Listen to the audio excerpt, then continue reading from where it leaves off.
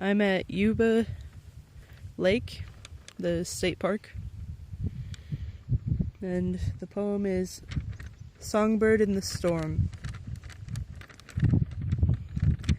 A pretty little red canary nests beyond my window pane.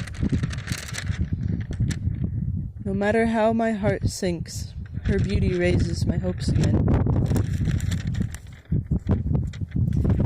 Once I opened my window to closer stay with this precious canary, but she eluded me on swift wing into the melting blue to black horizon. It stormed that night heavily. The heavens struck her down and carried off her freedom in the thrashing, hateful winds. Fear engulfed me in sorrow as I worried she did not return. I found her with the sunrise and guarded her in my arms. My darling songbird, whipped by storm, the world is cruel for one so frail. You may breathe inside this gilded